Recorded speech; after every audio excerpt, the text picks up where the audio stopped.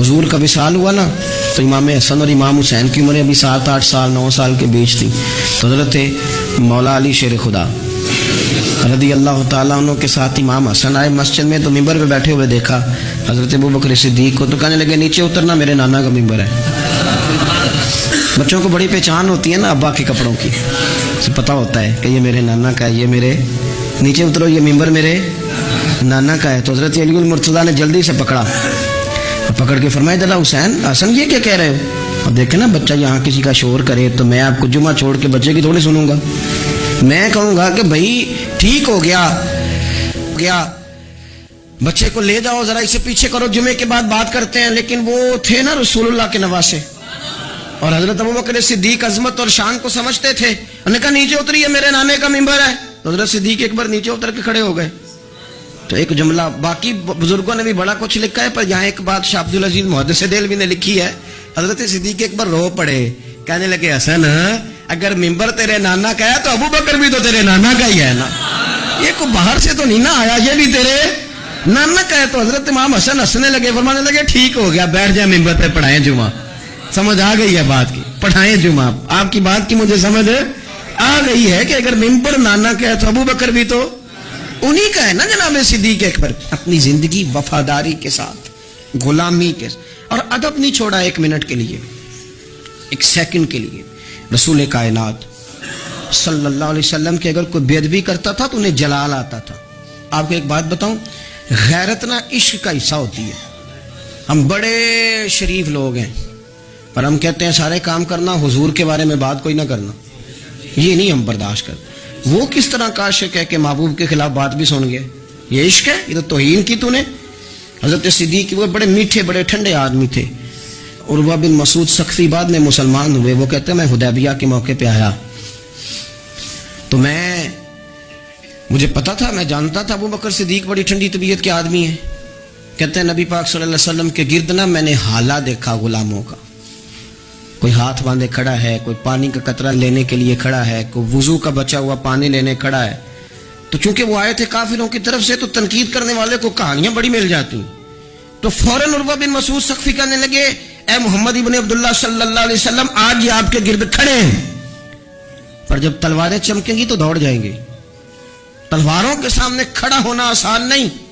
तो हजरत सिद्दीक एक बार पीछे खड़े थे, नबी पाक ठंडे मिजाज के आदमी, पर बात हुई थी ना सरकार के बारे में, तो दौड़ के आगे आए और इतना सख्त जुमला कहा, कहने लगे जा जाके लातो मनात की शर्मगाह चाट, तू कहता है कि हम हुजूर को छोड़ जाएंगे।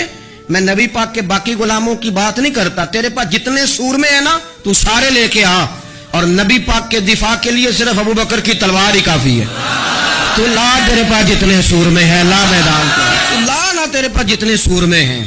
तू कहता है ये दौड़ जाएंगे, फरमाया तूने अभी हमारा रुख देखा नहीं ना, तू आ ना जरा मैदान में, तू मैं तुझे अकेले को बताता हूँ कि किस तरह हुजूर का दिफा किया जाता। उर्वा बिन मसूद सख्फी कहने लगे ये कौन है, देर के बाद मिले थे ना, ये कौन है। उन्होंने कहा ये अबू काफा के बेटे अबू बकर सिद्दीक हैं। तो उर्वा बिन मसूद कहने लगे ये तो बड़ी ठंडी तबीयत का बंदा था। उन्होंने कहा ठंडा ही है, हम शरीफ बड़े हैं पर हुजूर के गुलामों के लिए, और अगर आए कोई शरीर, अगर कोई आए तो चलो किसी दरवेश की गल कर लेने।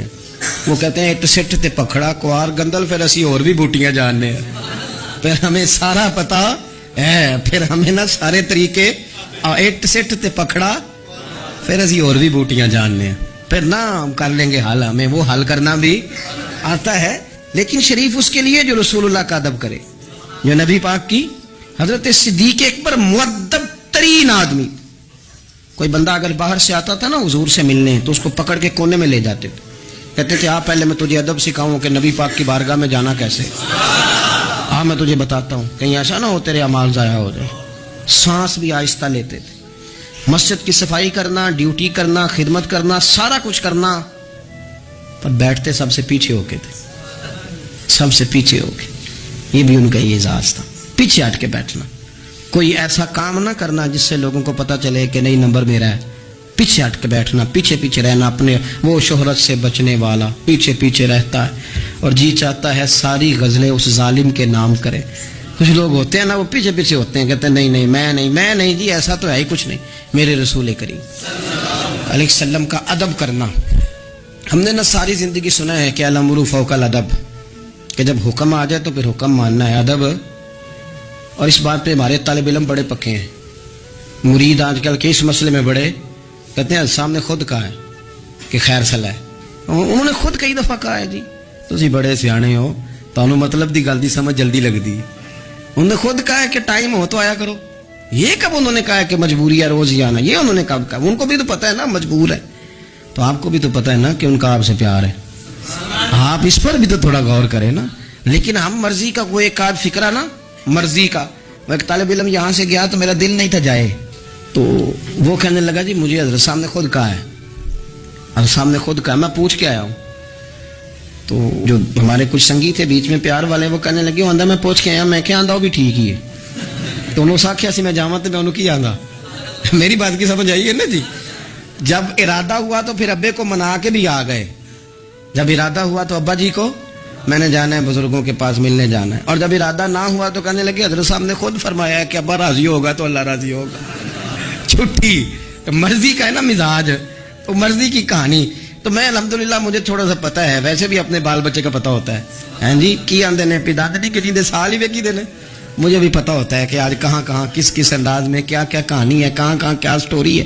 تو کبھی کبھی یہ سارا پیار ہی ہے، یہ بھی سارا اس میں بھی پیار ہی ہے. پتہ چل جاتا ہے کہ کل کہاں سے بات کر رہا تھا اور آج بات کہاں کر رہا ہے. یہ اپنا اپنا مزاج ہوتا ہے نا، اپنی طبیعت کے مطابق چلنا ہے. سنا یہی ہے کہ الامر فوق الادب، کہ جب حکم مل جائے تو پھر ادب نہیں کرنا، پھر حکم پہ. پر حضرت صدیق اکبر نے نرالا ہی کام کیا. حضور سید عالم صلی اللہ علیہ وسلم ایک صلح کرانے گئے، فرمایا میں دیر سے آیا تو جماعت کرا لینا. عصر کی نماز کا وقت ہو گیا. سیدنا بلال حبشی نے اقامت پڑھ دی. صدیق اکبر مصلی پہ کھڑے ہو گئے. اتنی دیر میں حضور بھی آ گئے. نماز میں لقمہ وہ دے گا جو نماز میں شامل ہو. ٹوٹیوں پہ کھڑا بندہ لقمہ نہیں دے گا. پہلے وہ آ کے اللہ اکبر کا شامل ہو پھر لقمہ دے. حضور آئے، صحابہ نے ہاتھوں پہ ہاتھ مارنے شروع کیے، اطلاع کر رہے ہیں کہ لوگوں حضور آ گئے. سرکار اگلی صف کے قریب پہنچے تو جناب صدیق اکبر نماز پڑھا رہے تھے. نماز لوگ تو بغیر نماز کے ادب کرنے پر اعتراض کرتے ہیں. میں بخاری شریف کی حدیث پیش کر رہا ہوں. نماز پڑھا رہے تھے، انہیں پتہ چل گیا نا حضور آئے ہیں، تو ایک قدم نماز سے پیچھے ہٹا لیا. نماز پڑھا کہ میں تے ول ویکھاں، او مینوں کعبہ بھول گیا آئی. ہن بھول گئیاں نہیں سب صوم صلاتاں، اکو یار دا فکر پیا آئی. حضرت صدیق اکبر نے ایک قدم پیچھے ہٹایا تو حضور نے فرمایا ابو بکر پڑھاؤ نماز. پھر دوسرا قدم پیچھے ہٹایا تو فرمایا پڑھاؤ نماز. تیسرا قدم پیچھے ہٹایا. ہم نے آج تک یہی سنا ہے کہ حکم ہو جائے تو حکم ماننا ہے، ادب. اور ہمارے ہاں یہی ہوتا ہے، پھر لوگ حکم ہی مانتے ہیں، پھر ان کو ادب بھول جاتا ہے. لیکن جناب صدیق اکبر 3 دفعہ حکم آیا پر پیچھے ہٹ گئے. حضور مصلی پہ گئے، نماز پڑھائی. نماز کے سلام کے بعد نا حدیث میں مختلف حکم آیا. استغفار پڑھو، اللہ اکبر کہو، آیت الکرسی پڑھو، 33 بار سے مختلف اذکار آئیں. پر حضور نے آج کوئی ذکر نہیں، کوئی وظیفہ نہیں. سلام پھیرتے کہ ابو بکر میں نے جو 3 دفعہ کہا تھا نماز پڑھاؤ تو پڑھائی کیوں نہیں؟ ایک دفعہ نہیں 3. کبھی کبھی ہم بھی ناراض نہیں ہو جاتے، تینوں 100 بار ہی آکھے کہا 3 دفعہ جو کہا تھا نماز پڑھاؤ تو پھر پڑھائی. تو حضرت صدیق اکبر رو پڑے، ہاتھ دونوں باندھ دیے، گھٹنے زمین پہ رکھ دیے. عرض کرنے لگے کیا جملہ ہے، کیا ترتیب ہے.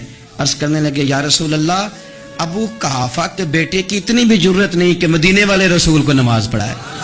میں اتنا بھی جرت مند نہیں ہو گیا حضور، میں کیسے آپ کے آگے کھڑا رہتا اور آپ میری، یعنی این نماز کی حالت میں، این حالت نماز میں بھی ادب. نماز پڑھا کہ میں تین وال ویکھاں. ان کا با بھول گیا، میں نے بھول گئی نہیں سب صوم صلاتاں، اکو یار دا فکر پہ آئی. دوستو حضرت ابو بکر صدیق رضی اللہ تعالیٰ عنہ کا عشق، ان کا پریم، ان کا پیار، ان کی باتیں. ایک دن نا حضور کے وصال کے بعد اچانک نہ اس طرف جا رہے ہیں، خاصے مسجد سے دور چلے گئے. تو حضرت عمر تھوڑا طبیعت کو جانتے تھے، جناب عمر پیچھے دوڑے، کہنے لگے کدھر جا رہے ہو؟ چپ کر گئے. کیا ہوا، کدھر جا رہے تھے؟ ابو بکر سیانے بندے ہو، امیر المومنین ہو، کہاں جا رہے؟ تو رو پڑے. کہنے لگے ایک دفعہ نا حضور سفر پہ گئے ہوئے تھے تو اس طرف سے واپس آ گئے تھے، تو مجھے خیال آیا شاید اس طرف سے آ نہ رہے ہوں. حضرت عمر رو پڑے. کہنے لگے ابو بکر اب تو حضور نے پردہ کر لیا، جنہاں دے دل بر جانی وچھڑن، کون روے پھر تھوڑا. سب روگاں دا روگ محمد جس دا نام. آپ ساری سیرت کی کتاب میں پڑھ لیں گے ابو بکر صدیق کا وصال کس بیماری سے ہوا. لوگوں نے قول کیے ہیں کہ وہ سانپ کا زہر آ جاتا تھا، فلاں چیز تھی، لیکن کوئی بندہ وجہ تلاش کر سکا؟ کیا وجہ تھی وصال ہو گیا؟ کیا بیماری تھی؟ کیا تکلیف تھی؟ باقی وجوہات آپ کو ملیں گی. حضرت عثمان غنی شہید ہو گئے، حضرت عمر شہید ہو گئے، مولا علی، ابو بکر صدیق چلے گئے 63 سال کی عمر. وجہ کوئی نہیں بتائے گا.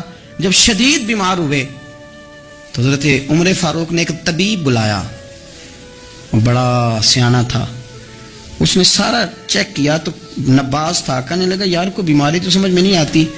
تو حضرت عمر تھوڑا سا جلال میں، یرانہ تھا نا، جلال میں کہنے لگے ابو بکر مسئلہ کیا ہے؟ دن بدن کمزور ہوتے جا رہے، نماز پڑھانے کھڑے ہوتے تو ٹانگیں کانپتی ہیں، مسئلہ بتائیں کیا ہے؟ طبیب اتنا بڑا ہے، یہ تو بندہ کا چہرہ دیکھ کے بیماری بتا دیتا ہے، اور یہ کہہ رہا ہے کوئی بیماری نہیں. تو حضرت صدیق اکبر خاموش ہیں. پھر حضرت عمر کہنے لگے ہم سارے آپ کی وجہ سے چلتے ہیں، لوگ سارے پریشان ہیں، آپ حضور کے جانشین بتاتے کیوں نہیں؟ جب تیسری دفعہ کہا تو حضرت صدیق اکبر کہنے لگے عمر زیادہ باتیں نہ کر، تجھے پتہ نہیں مجھے کیا بیماری ہے؟ نہیں پتا تو میں بتاؤں؟ نہیں پتا تجھے؟ بول.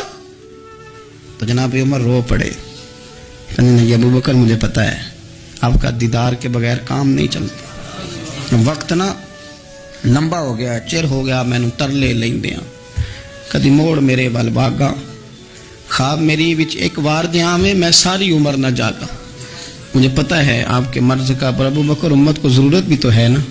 تو حضرت صدیق اکبر کہنے لگے بس ہو گئی ہے، اب میری وصیت یاد رکھنا، جب میں دنیا سے جاؤں تو اٹھا کے میرا جنازہ قبر رسول پہ لے جانا، اور پہلے پوچھ لینا کہ ابو بکر حاضر ہے، اجازت ہو تو مجھے دفن کر دینا، ورنہ جنت البقیع میں. تو لوگ کہتے ہیں ابھی جنازہ ہی رکھا ہی تھا کہ دروازہ اندر سے خود بخود کھل گیا اور آواز آئی اب دیر نہ کرو، محبوب کو محبوب کے ساتھ ملا دو، پانی پر نہ سہیلیاں